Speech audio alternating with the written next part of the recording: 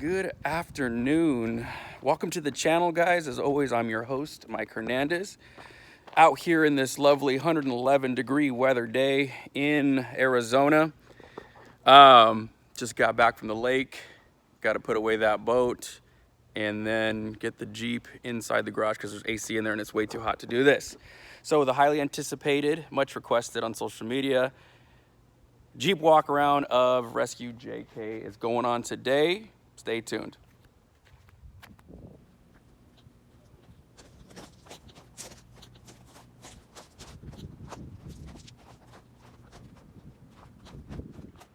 Okay, so this segment we're gonna cover what's on it, and what I think I'm gonna do is a second part or a second episode that's gonna outline why. So on this one, just be prepared to get a ton of information as to how I built this over the last 5 years. And like I said, again, I'm just repeating.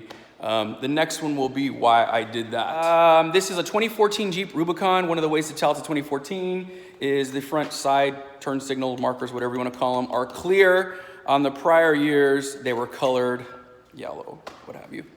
So let's start front to back just because we're here. In the front, you're going to see first and foremost is my Genright aluminum bumper. And inside of it, you're going to see a worn Zeon 10S winch.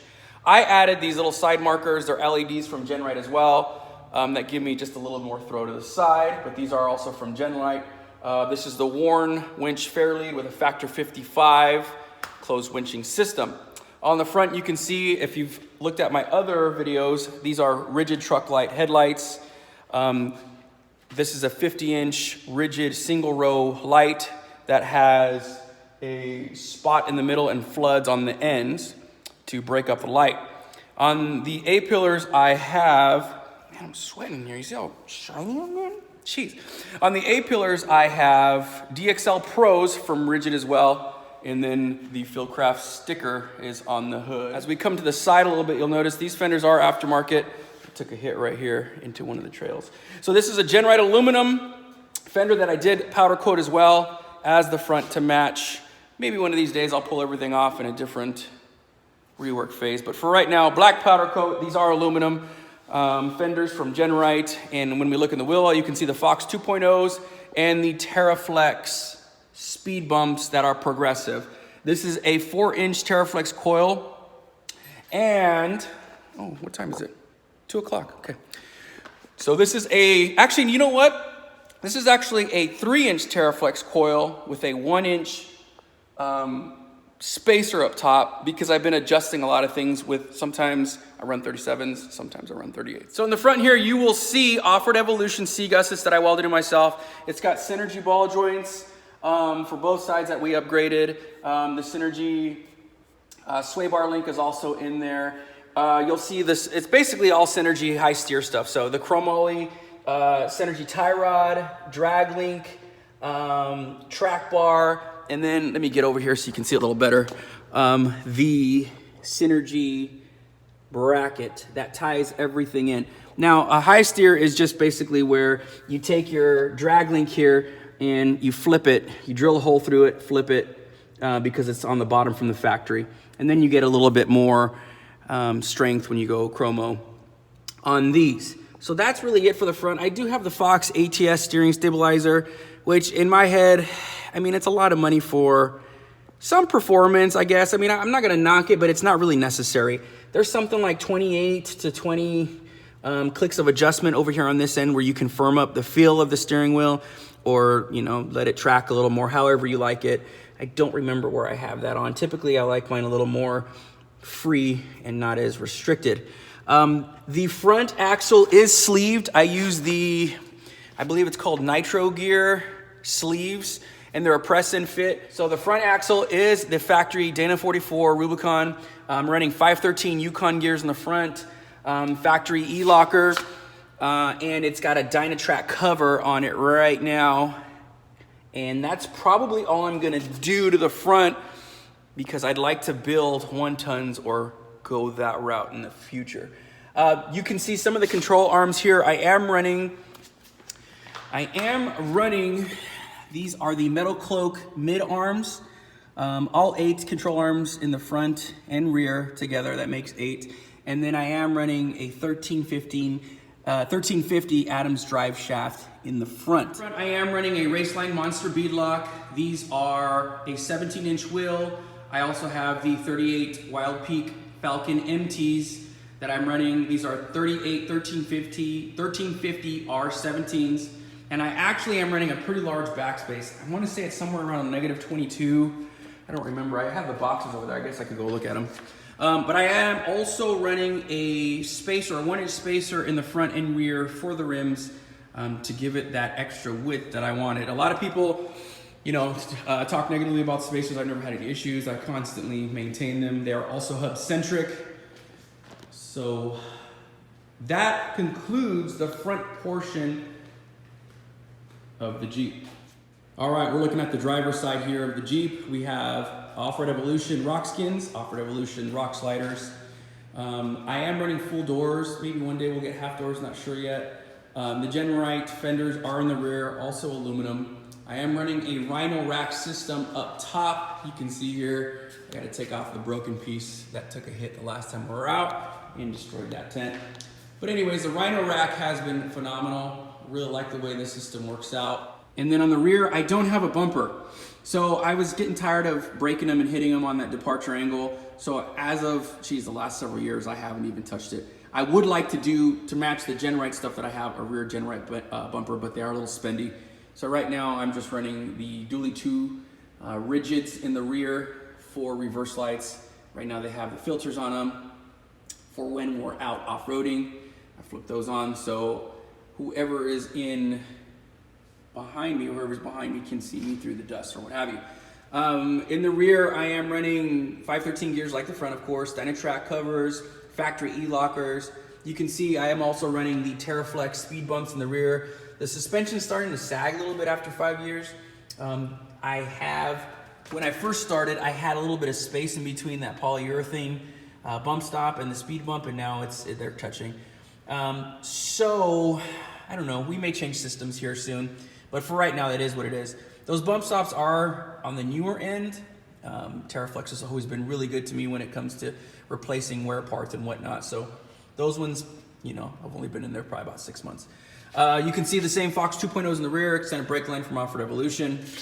The Teraflex track bar relocation mount in the rear. One of the known issues for these JKs, guys, is if you're gonna off-road them, that factory mounting point there tends to break, and I have broken this one out on the trail, and I had to wrap a tow strap on there to keep that track bar on the rear and just put it home. So I'm running the Teraflex one there, never had another issue. So it does have extended Teraflex, what is this?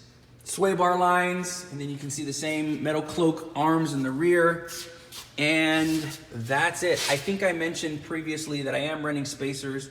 They are hub-centric. Oh, the rear also does have carbon chromoly shafts for added strength. I have bent a couple of rear shafts on this side. Of course, running 38s on factory housings, not really ideal. As a matter of fact, this rear housing just got rebuilt around 5,000 miles ago because once I hit that 110,000 mile mark, things started to wear out just a little bit faster than normal because of all the weight. So far, so good. Like I said, I do want to run in the future, maybe some 1-tons. And then in the rear here, I would like to get the Genright corners as well with LED lights for the rear corners. I do run extra fuel when we're going on longer ranges. That is a Rotopax can. It gives me an additional couple miles.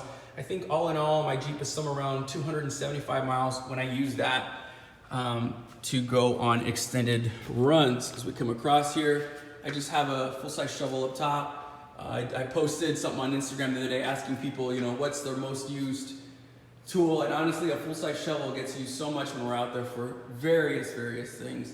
So that's probably gonna stay on there for a while. The passenger side is just like the driver's side. I run just a little bit smaller and rubber antenna because I'm tired of that thing smacking around when it does, and I don't think I addressed the mounts. The mounts are also off-road, Rigid Industries mounts that you can purchase separately from the lights. All right, guys, I opened the garage because I wasn't getting enough light to get to see the interior. So on the driver's side here, you can see I have a factory Rubicon upholstery. I don't have a cage yet. We'll see, that'll come in the future. Up here on the top, I have a Fieldcraft Survival panel that has a magazine for my Glock 43, some additional medical supplies, and a cat tourniquet that's easily accessible in the case of an emergency. All Velcro Fieldcraft Survival panel. On the back side, you can see here some of my favorite people: Mason, Gunfu, Marco, Dad, Overland X.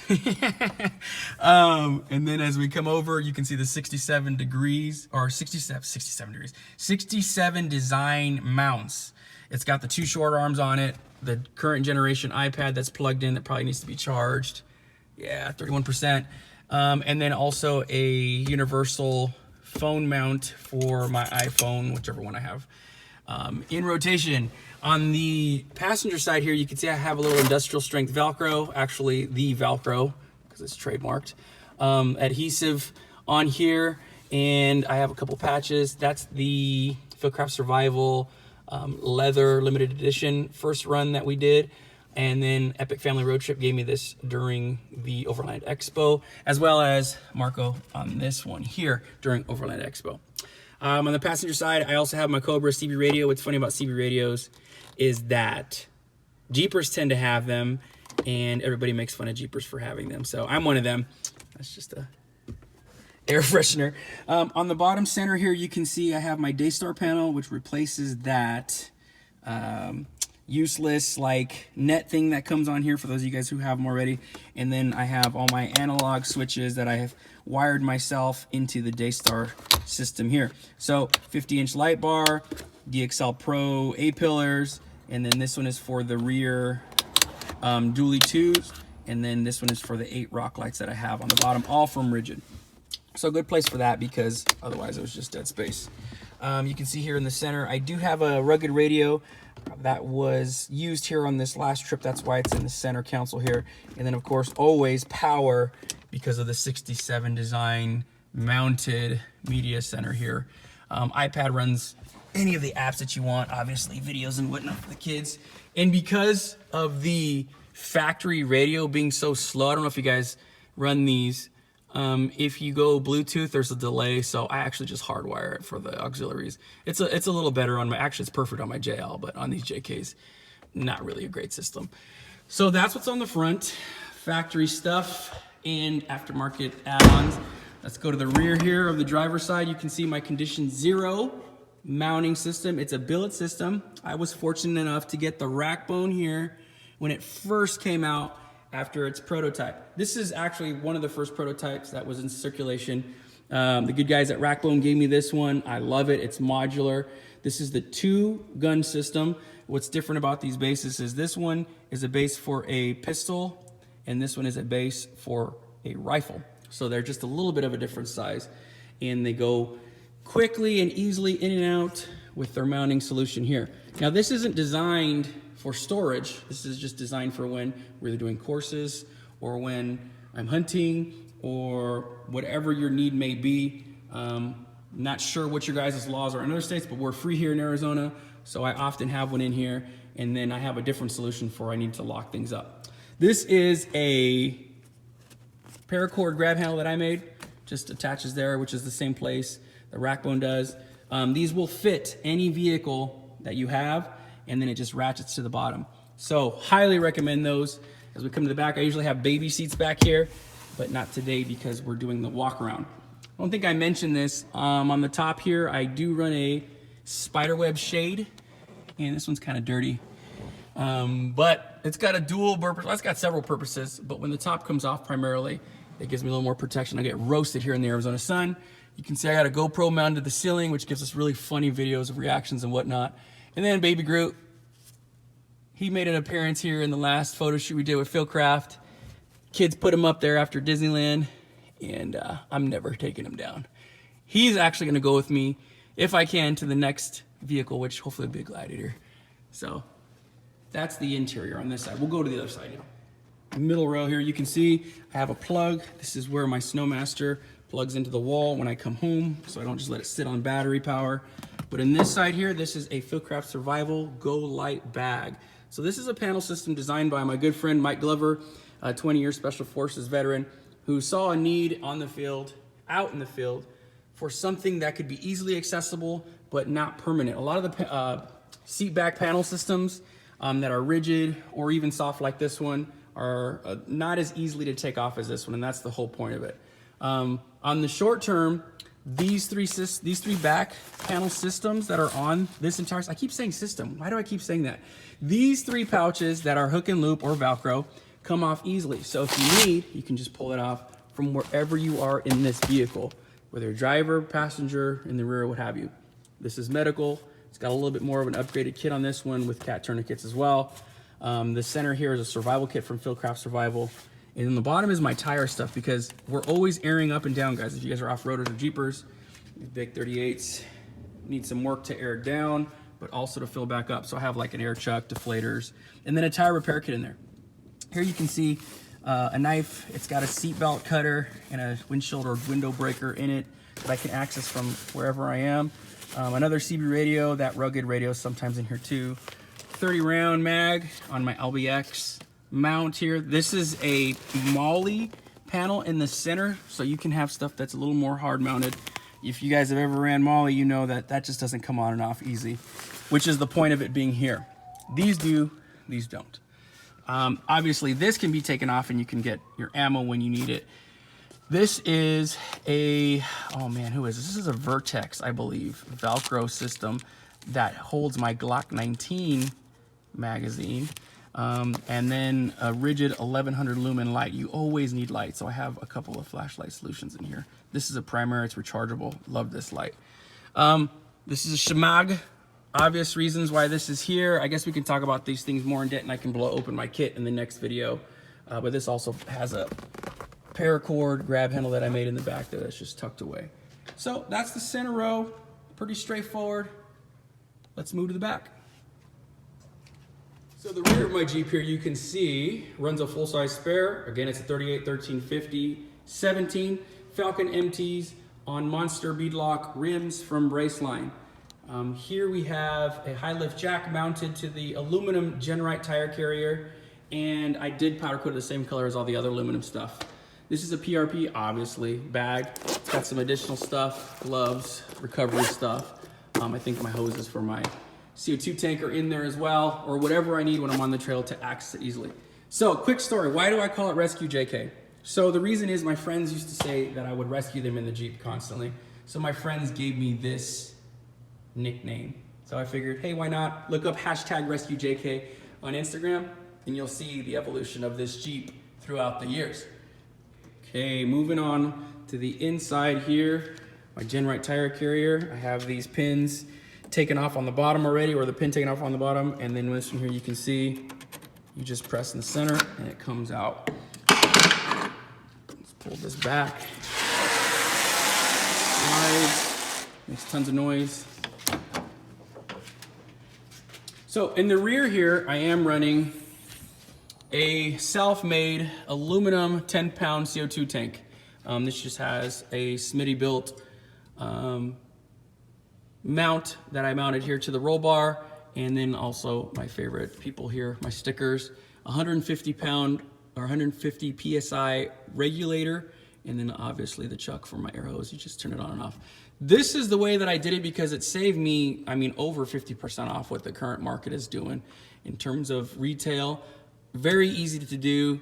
Like I said, 10-pound aluminum tank, 150 PSI, and then everything else works. Get aluminum because it is also half the weight of the steel. And when we're doing these Jeeps, you guys all know who are Jeepers is, we're always fighting that weight factor. So in the rear here, gotta have a 10-inch subwoofer, an MTX10 competition sub. It's got a 500 watt Class D amplifier, I believe, from Rockford Fosgate in the bottom here. But it sits atop my Boss Strong box. What's cool about this box is that I had some input on it being developed.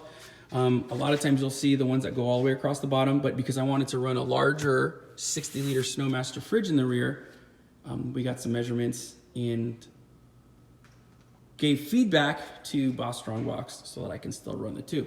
So you don't get to see what's in here. This is hard mounted. A lot of people don't know that in the rear of my Jeep, I also have a third row. So the whole point of a Jeep is doors come off, top comes off, freedom panels, and in the rear, all this comes out because it is all hard mounted. This one is just a strap. That one is hard mounted. And then I have a third row that is already, or it comes already with 3 seat belts, and it's a child seat. So it can face out, towards me or in, depending on how I want. And the cool thing about it, it's from, and I'll go to B-roll here. It's from a company called Little Passengers, and it's safety rated, 3 seat belts, and they use the exact same upholstery and stitching from the factory. So it actually looks, as you can see, like it was meant to be. So it ups the capacity of my Jeep just a little bit, and it gives me more options. So here you can see the optional third row that goes in and out of the Jeep. It has not been used lately because we've been doing trips where we don't need it. But anytime I have nephews or nieces or additional family that come over, this is a solid option for us. I do have an extra Snowmaster 60 liter here that sometimes will roll in there, or I can do it double into the back of my Jeep. But just some options for camping. The off-the-grid Trek blanket, awesome option for solar. I have a disposable emergency stretcher there, and my treaty oak recovery kit that we'll get more in depth on as the channel goes. I'm probably gonna do like product evals of each so you guys can get a better look. Maybe some footage of the kids sitting in that too and how it goes in. So lots of stuff in the future that I can post. Hey guys, thank you for taking the time and watching this video of what's on my Jeep JKUR. You can see here I'm sweating through this shirt. It's still hot in here. 112 degrees is what it just got to. But the next video, like I said during the tutorial, is I'm gonna do why I chose certain things on this vehicle and kind of talk about the evolution where I did start at 35s, went 37s, now 38s. And then hopefully, Lord willing, if I can, go to 1 tons and 40s on this. So the next video, like I said, episode 10, should cover why. Like and subscribe, tell your friends. Always open for suggestions if you guys want me to talk about other things. This is just my channel, my opinion on things. I love how people get into these debates about, oh, that's not right. I don't care. This is just how I do it. Sharing it. Had a pretty big demand for it on Instagram. And honestly, I like YouTube more because it gives me more time. Instagram's kind of like instant, and YouTube I kind of get to hang out with you guys and get the comments going. And we're seeing huge growth already, so I appreciate it. Like, subscribe, like I said earlier, tell your friends, and I'll see you on the next one, guys. Thank you.